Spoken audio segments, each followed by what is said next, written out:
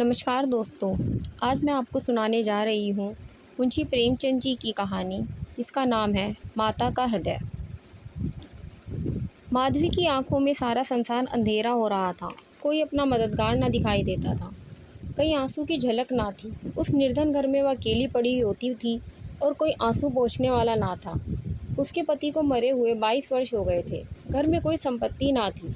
उसने ना जाने किन किन तकलीफ़ों से अपने बच्चे को पाल पोस कर बड़ा किया था। वही जवान बेटा आज उसकी गोद से छीन लिया गया था। और छीनने वाले कौन थे? अगर मृत्यु ने छीना होता तो वह सब्र कर लेती। मोह से किसी को देश नहीं होता, मगर स्वार्थियों के हाथे अत्याचार असह्य हो रहा था। इस घोर संतापों की दशा में उसका जी रह रहकर इतना विकल हो जाता था कि इसी समय चलूं और उस अत्याचारी से अपना बदला लूं, जिसने उस पर यह निष्ठुर आघात किया है। मारूं या मर जाऊं, दोनों में ही संतोष हो जाएगा। कितना सुंदर, कितना होनहार बालक था। यही उसके पति की निशानी, उसके जीवन का आधार, उसकी उम्र भर की कमाई थी। वही लड़का इस वक्त जेल में पड़ा, ना जाने क्या क्या तकलीफ़ें झेल रहा होगा। और उसका अपराध क्या था? कुछ नहीं। सहारा मोहल्ला उस पर जान देता था। विद्यालय के अध्यापक उस पर जान देते थे। अपने बेगाने सभी तो उसे प्यार करते थे। कभी उसकी कोई शिकायत सुनने में नहीं आई। ऐसे बालक की माता होने पर अन्य माताएं उसे बधाई देती थी। कैसा सज्जन, कैसा उदार, कैसा परमार्थी। खुद भूखों सो रहे, मगर क्या मजाल कि द्वार पर आने वाले अतिथि को रूखा जवाब दे। ऐसा बालक क्या इस योग्य था कि जेल में जाता? उसका अपराध यही था कि वह कभी कभी सुनने वालों को अपने दुखी भाइयों का दुखड़ा सुनाया करता था। अत्याचार से पीड़ित प्राणियों की मदद के लिए हमेशा तैयार रहता था। क्या यही उसका अपराध था? दूसरों की सेवा करना भी अपराध है, किसी अतिथि को श्रेय देना भी अपराध है। इस युवक का नाम आत्मानंद था। दुर्भाग्यवश उसमें वे सभी सद्गुण थे जो जेल का द्वार खोल देते हैं। वह निर्भीक था, स्पष्टवादी था, साहसी था, स्वदेश प्रेमी था, निस्वार्थ था, कर्तव्यपरायण था। जेल जाने के लिए इन्हीं गुणों की जरूरत थी। स्वाधीन प्राणियों के लिए ये गुण स्वर्ग का द्वार खोल देते हैं, पराधीनों के लिए नर्क के। आत्मानंद के सेवा कार्यों ने, उसकी वक्तवताओं ने और उसके राजनीतिक लेखों ने उसे सरकारी कर्मचारियों की नज़रों में चढ़ा दिया था। सारा पुलिस विभाग नीचे से ऊपर तक उसके सतर्क रहता था। सबकी निगाहें उस पर लगी रहती थीं। आखिर जिले में एक भयंकर डाके ने इन्हें इच्छित अवसर प्रदान कर दिया। आत्मानंद के घर में तलाशी हुई। कुछ पत्र और लेख मिले, जिन्हें पुलिस ने डाके का बीजक सिद्ध किया। लगभग 20 युवकों की एक टोली फांस ली गई। आत्मानंद इसका मुखिया ठहराया गया। शहादतें हुई। इस बेकारी और निगरानी के ज़माने में आत्मा से ज़्यादा सस्ती और कौन वस्तु हो सकती है? बेचने को और किसी के पास रह के ही क्या गया है? नाम मात्र का प्रलोभन देकर अच्छी से अच्छी शहादतें मिल सकती हैं, और पुलिस के हाथों में पड़कर तो निष्कृष्ट से निष्कृष्ट गवाहियाँ भी देववाणी का महत्व प्राप्त कर लेती हैं। शहादतें मिल गईं। महीने भर तक मुकदमा चला। मुकदमा क्या चला, एक स्वांग चलता रहा और सारे अभियुक्तों को सजाएं दे दी गई। आत्मानंद को सबसे कठोर दंड मिला, 8 वर्ष का कठिन कारावास। माधवी रोज कचहरी जाती और एक कोने में बैठी सारी कार्रवाई देखा करती। मानवीय चरित्र कितना दुर्बल, कितना निर्दय, कितना नीच है, इसका उसे तब अनुमान भी ना हुआ था। जब आत्मानंद को सजा सुना दी गई और माता को प्रणाम करके सिपाहियों के साथ चला, तो माधवी मूर्छित होकर जमीन पर गिर पड़ी। 2-4 दयालु सज्जनों ने उसे एक तांगे में बैठाकर घर पहुंचाया। जब से वह होश में आई है, उसके हृदय में शूल सा उठ रहा है। किसी तरह धैर्य नहीं होता। उस घोर आत्मवेदना की दशा में अब उसे अपने जीवन का केवल एक लक्ष्य दिखाई देता है, और वह है इस अत्याचार का बदला। अब तक पुत्र अपने जीवन का आधार था, अब शत्रुओं से बदला लेना ही उसके जीवन का आधार होगा। जीवन में उसके लिए कोई आशा ना थी। इस अत्याचार का बदला लेकर वह अपना जन्म सफल समझेगी। इस अभागे नर पिशाच बागीचे ने जिस तरह उसे रक्त के आंसू रुलाए हैं, उसी भांति वह भी उसे रुलाएगी। नारी हृदय कोमल है, लेकिन केवल अनुकूल दशा में। जिस दशा में पुरुष दूसरों को दबाता है, स्त्री शीलो विनय की देवी हो जाती है। लेकिन जिसके हाथों अपना सर्वनाश हो गया हो, उसके प्रति स्त्री को पुरुष से कम घृणा और क्रोध नहीं होता। अंतर इतना ही है कि पुरुष शस्त्रों से काम लेता है, स्त्री कौशल से। राख भीगती जाती थी और माधवी उठने का नाम न लेती। उसका दुख प्रतिकार के आवेश में विलीन होता जाता था, यहाँ तक कि इसके सिवा उसे और किसी बात की याद नहीं रही। उसने सोचा, कैसे ये काम होगा। कभी घर से नहीं निकली। वैधव्य के 22 साल इसी घर में कट गए, लेकिन अब निकलूँगी, ज़बरदस्ती निकलूँगी। भिखारिन बनूँगी, टहलनी बनूँगी, झूठ बोलूँगी, सब कुकर्म करूँगी। सत्कर्म के लिए संसार में स्थान नहीं। ईश्वर ने निराश होकर कदाचित इसकी ओर से मुँह फेर लिया है। जभी तो यहाँ से ऐसे अत्याचार होते हैं और पापियों को दंड नहीं मिलता। अब इन्हीं हाथों से उसे दंड दूँगी। संध्या का समय था। लखनऊ के एक सजे हुए बगले में मित्रों की महफिल जमी हुई थी। गाना बजाना हो रहा था। एक तरफ आतिशबाजियां बज रही थीं, दूसरे कमरों में मेज़ों पर खाना चुना जा रहा था। चारों तरफ पुलिस के कर्मचारी नज़र आ रहे थे। ये पुलिस के सुप्रीडेंट मिस्टर बागची का बंगला है। कई दिन हुए उन्होंने एक मार्के का मुकदमा जीता था। अफसरों ने खुश होकर उनकी तरक्की कर दी थी और इसी की खुशी में उत्सव मनाया जा रहा था। यहाँ आए दिन ऐसे उत्सव होते रहते हैं। मुफ्त के गवैये मिल जाते थे, मुफ्त की आतिशबाजियाँ, फल और मेवे और मिठाइयाँ आधे दामों पर बाज़ारों से आ जाती थी और चट्ट दावत हो जाती थी। दूसरों के जहाँ 100 लागते, वहाँ इनका 10 से काम चल जाता। दौड़ धूप करने को सिपाहियों की फ़ौज थी ही। और यह मार्के का मुकदमा क्या था? वही जिसे निरपराध युवकों को बनावटी शहादतों से जेल में ठूस दिया था। गाना समाप्त होने पर लोग भोजन करने बैठे। बेकार के मजदूर और पल्लेदार जो बाजार से दावत और सजावट का सामान लाए थे, रोते या दिल में गालियां देते चले गए। पर एक बुढ़िया अभी तक द्वार पर बैठी हुई थी। अन्य मजदूरों की तरह वह गुनगुनाकर काम न करती थी। हुक्म पाते ही कुछ दिल मजदूर की तरह दौड़ दौड़ कर हुक्म बजा लाती थी। यह माधवी थी जो इसी समय मजदूरनी का वेश धारण करके अपना घातक संकल्प पूरा करने आई थी। मेहमान चले गए, महफिल उठ गई। दावत का सारा सामान दिया गया। चारों ओर सन्नाटा छा गया, लेकिन माधवी अभी तक वहीं बैठी थी। सहसा मिस्टर बागची ने पूछा, बुड्ढी, तू यहाँ क्यों बैठी है? तुझे कुछ खाने को मिल गया? माधवी, हाँ हुजूर, मिल गया। बागची, तो जाती क्यों नहीं? माधवी, कहाँ जाऊँ सरकार, मेरा कोई घर द्वार थोड़े ही है। हुक्म हो तो यहीं पड़ी रहूँ, पाँव भर आटे की परवस्ती हो जाए मुझे हुजूर। बागची, नौकरी करेगी?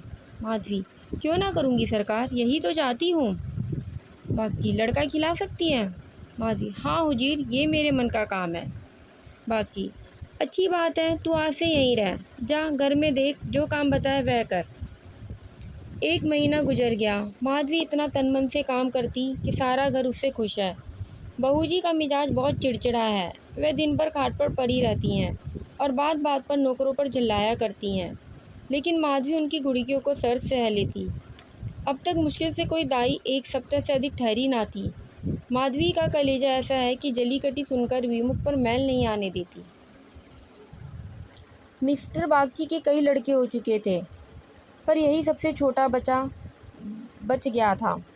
बच्चा पैदा तो हष्ट-पुष्ट होते, लेकिन जन्म लेते ही उन्हें एक न एक रोग लग जाता और कोई 2-4 महीने, कोई साल भर जीकर चल देते। माँ बाप दोनों इस शिशु पर प्राण देते थे। उसे जरा जुकाम भी हो तो दोनों विकल हो जाते। स्त्री पुरुष दोनों शिक्षित थे, पर बच्चे की रक्षा के लिए टोना टोटका, दुआ तावीज़, जंतर मंतर, एक से भी इनकार ना था। माधवी से बालक इतना हिल गया था कि एक क्षण के लिए भी उसकी गोद से ना उतरता। वह कहीं एक क्षण के लिए चली जाती तो रो रो कर दुनिया सिर पर उठा लेता। वह सुलाती तो सोता, वह दूध पिलाती तो पीता, वह खिलाती तो खेलता, उसी को अपनी माता समझता। माधवी के सिवा उसके लिए संसार में कोई और नहीं था। बाप को तो वह दिन भर में केवल 2-4 बार देखता और समझता यह कोई परदेसी आदमी है। माँ आलस्य और कमजोरी के मारे उसे गोद में लेकर टहल न सकती थी। उसे अपनी रक्षा का भार संभालने के योग्य न समझता था और नोच कर चाकर उसे गोद में लेते तो इतनी बेदर्दी से कि उसके कोमल अंगों में पीड़ा होने लगती। कोई उसे ऊपर उछाल देता था, यहाँ तक कि अबोध शिशु का कलेजा मुंह को आ जाता था। इन सब बातों से वह डरता था। केवल माधवी ही थी जो उसके स्वभाव को समझती थी। वह जानती थी कि कब क्या करने से बालक प्रसन्न होगा, इसलिए बालक को भी उससे प्रेम था। माधवी ने समझा था ये कंचन बरसता होगा, लेकिन उसे यह देखकर इतना विस्मय हुआ कि बड़ी मुश्किल से महीने का खर्च पूरा पड़ता है। नौकरों से एक एक पैसे का हिसाब लिया जाता है और बहुधा आवश्यक वस्तुएं भी टाल दी जाती हैं। एक दिन माधवी ने कहा, बच्चे के लिए कोई तेज गाड़ी क्यों नहीं मंगवा देती? गोद में उसकी बाढ़ मारी जाती है। मिसेज बागची ने कुंठी धोकर कहा, कहाँ से मंगवा दूँ? कम से कम 50-60 रुपये में आएगी। इतने रुपए कहाँ हैं? माधवी, मालकिन आप भी ऐसा कहती हैं? मिसेज बागची, झूठ नहीं कहती। बाबूजी की पहली स्त्री से 5 लड़कियां और हैं। सब इस समय इलाहाबाद के एक स्कूल में पढ़ रही हैं। बड़ी की उम्र 15-16 से कम ना होगी। आधा वेतन तो उधर ही चला जाता है। फिर उनकी शादी की भी फिक्र है। पाँचों के विवाह में कम से कम 25,000 रुपये लगेंगे। इतने रुपए कहाँ से आएंगे? मैं चिंता के मारे मरी जाती हूँ। मुझे कोई दूसरी बीमारी नहीं है, केवल यही चिंता का रोग है। माधवी, घूस भी तो मिलती है। मिसेस बागची, बूढ़ी, ऐसी कमाई से बरकत नहीं होती। यही क्यों? सच पूछो तो इसी घूस ने हमारी दुर्गति कर रखी है। क्या जाने औरों को कैसे हजम होती है। यहाँ तो जब ऐसे रुपए आते हैं तो कोई ना कोई नुकसान भी अवश्य ही हो जाता है। एक आता है तो 2 लेकर जाता है। बार बार मना करती हूँ, हराम की कौड़ी घर में ना लाया करो, लेकिन मेरी कौन सुनता है। बात यह थी कि माधवी को बालक से स्नेह हो जाता था। वह उसके अमंगल की कल्पना भी ना कर सकती थी। अब वह उसी की नींद सोती और उसी की नींद जागती थी। अपने सर्वनाश की बात याद करके एक क्षण के लिए उसे बागची पर बहुत क्रोध हो आता था, पर घाव फिर हरा हो जाता था। पर मन में कुत्सित भावों का आधिपत्य ना था। घाव बढ़ रहा था, केवल ठेस लगने से दर्द हो जाता था। उसमें स्वयं टीस या जलन ना थी। इस परिवार पर अब उसे दया आती थी। सोचती, बेचारे, ये छीन झपट ना करें तो कैसे गुजर हो। लड़कियों का विवाह कहाँ से करेंगे? स्त्री को जब देखो बीमार ही रहती है। उस पर बाबूजी को एक बोतल शराब भी रोज चाहिए। यह लोग तो स्वयं ही अभागे हैं। जिसके घर में 5-5 कुंवारी कन्याएं हों, बालक होकर मर जाते हों, घरनी सदा बीमार रहती हो, स्वामी शराब का लती हो, उस पर क्या तो यूं ही ईश्वर का कोप है। इनसे तो मैं अभागनी ही अच्छी। दुर्बल बालकों के लिए बरसात बुरी बला है। कभी खांसी, कभी ज्वर, कभी दस्त। जब हवा में ही शीत भरी हो तो कोई कहाँ तक बचाए। माधवी एक दिन अपने घर में चली गई थी। बच्चा रोने लगा तो माँ ने एक नौकर को दिया, इसे बाहर से बहला ला। नौकर ने बाहर ले जाकर हरी हरी घास पर बैठा दिया। पानी बरस कर निकल गया था। भूमि गीली हो रही थी। कहीं कहीं पानी भी जमा हो गया था। बालक को पानी में छपाके लगाने से ज़्यादा प्यारा और कौन खेल हो सकता है। खूब प्रेम से उमंग उमंग कर पानी में लौटने लगा। नौकर बैठा और आदमियों के साथ गपशप करता रहा। इस तरह घंटों गुजर गए। बच्चे ने खूब सर्दी खाई। घर आया तो उसकी नाक बह रही थी। रात को माधवी ने आकर देखा तो बच्चा खांस रहा था। आधी रात के करीब उसके गले में खुरखुर की आवाज़ निकलने लगी। माधवी का कलेजा सन्न सा हो गया। स्वामिनी को जगाकर बोली, देखो तो बच्चे को क्या हो गया है। क्या सर्दी वर्दी तो नहीं लग गई? हाँ, सर्दी ही तो मालूम होती है। स्वामिनी हक बकाकर उठ बैठी और बालक की कुरकुराहट सुनी तो पाँव तले से ज़मीन निकल गई। यह भयंकर आवाज़ें उसने कई बार सुनी थी और उसे खूब पहचानती थी। व्यग्र होकर बोली, जरा आग जलाओ, थोड़ा सा चोकर लाकर एक पोटली बनाओ, सेकने से लाभ होता है। इन नौकरों से तंग आ गई। आज कहार जरा देर के लिए बाहर ले गया था, उसी ने सर्दी में छोड़ दिया होगा। सारी रात दोनों बालक को सेकती रहीं। किसी तरह सवेरा हुआ। मिस्टर बागची को खबर मिली तो सीधे डॉक्टर के यहाँ दौड़े। खैरियत इतनी की कि जल्द एहतियात की गई। 3 दिन में बच्चा अच्छा हो गया, लेकिन इतना दुर्बल हो गया था कि उसे देखकर डर लगता था। सच पूछो तो माधवी की तपस्या ने बालक को बचाया। माता सोती, पिता सो जाता, किंतु माधवी की आंखों में नींद ना थी। खाना पीना तक भूल गई। देवताओं की मनौतियाँ करती थी, बच्चे की बलाएँ लेती थी। बिल्कुल पागल हो गई थी। यह वही माधवी है जो अपने सर्वनाश का बदला लेने आई थी। अपकार की जगह उपकार कर रही थी। विष पिलाने आई थी, सुधा पिला रही थी। मनुष्य में देवता कितना प्रबल है। प्रातःकाल का समय था। मिस्टर बागची शिशु के झूले के पास बैठे हुए थे। स्त्री के सिर में पीड़ा हो रही थी। वह चारपाई पर लेटी हुई थी और माधवी समीप बैठी बच्चे के लिए दूध गर्म कर रही थी। सहसा बागची ने कहा, बूढ़ी, हम जब तक जिएंगे तुम्हारा यश गाएंगे, तुमने बच्चे को जिला लिया। स्त्री, यह देवी बनकर हमारा कष्ट निवारण करने के लिए आ गई। यह ना होती तो जाने क्या होता। बूढ़ी, तुमसे मेरी एक विनती है। यूँ तो मरना जीना प्रारब्ध के हाथ है, लेकिन अपना अपना पोरा भी बड़ी चीज़ है। मैं अभागिनी हूँ, अब कि तुम्हारे ही पुण्य प्रताप से बच्चा संभल गया। मुझे डर लग रहा है कि ईश्वर ने इसे हमारे हाथ से छीन ना ले। सच कहती हूँ, मुझे इसको गोद में लेते डर लगता है। इसे तुम आज से अपना बच्चा समझो, तुम्हारा होकर शायद बच जाए। हम अभागे हैं, हमारा होकर इस पर नित्य कोई ना कोई संकट आता रहेगा। आज से तुम इसकी माता हो जाओ। तुम इसे अपने घर ले जाओ, जहाँ चाहे ले जाओ। तुम्हारी गोद में देकर मुझे कोई चिंता ना रहेगी। वास्तव में तुम ही इसकी माता हो। मैं तो राक्षसी हूँ। माधवी, बहू जी, भगवान सब कुशल करेंगे। क्यों जी इतना छोटा करती हो? मिस्टर बागची, नहीं नहीं बूढ़ी माता, इसमें कोई हर्ज नहीं। मैं मस्तिष्क से तो इन बातों को ढकोसला ही समझता हूँ, लेकिन हृदय से इन्हें दूर नहीं कर सकता। मुझे स्वयं मेरी माताजी ने एक धोबिन के हाथ बेच दिया था। मेरे 3 भाई मर चुके थे। मैं जो बच गया तो माता पिता ने समझा बेचने से ही इसकी जान बच गई। तुम इस शिशु को पालो पोसो, इसे अपना पुत्र समझो। खर्च हम बराबर देते रहेंगे, इसकी कोई चिंता मत करना। कभी कभी जब हमारा जी चाहेगा आकर देख लिया करेंगे। हमें विश्वास है कि तुम इसकी रक्षा हम लोगों से कहीं अच्छी कर सकती हो। मैं कुकर्मी हूँ, जिस पेशे में हूँ उसमें कुकर्म किए बगैर काम नहीं चल सकता। झूठी शहादतें बनानी ही पड़ती हैं, निपराधों को फंसाना ही पड़ता है। बुराई का फल बुरा ही होता है। मैं परिस्थिति से मजबूर हूँ, अगर ना करूँ तो आज नालायक बनकर निकाल दिया जाऊँ। अंग्रेज़ हजारों भूले करें, कोई नहीं है। हम हिंदुस्तानियों को कोई बड़ा पद ना मिले वही अच्छा। पद पाकर तो उसकी आत्मा का पतन हो जाता है।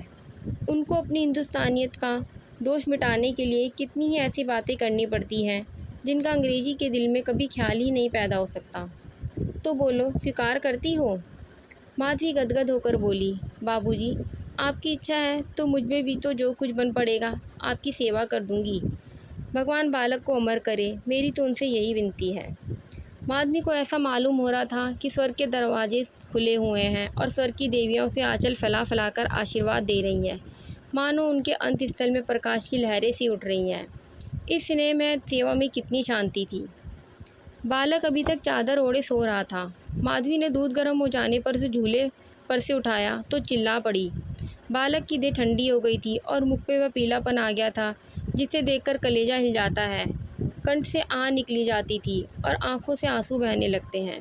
जिसने उसे एक बार देखा फिर कभी नहीं भूल सकता। माधवी ने शिशु को गोद से चिपटा लिया, हालांकि नीचे उतार देना चाहिए था। कोहराम मच गया। माँ बच्चे को गले से लगाए रोती थी, उसे ज़मीन पर ना सुलाती थी।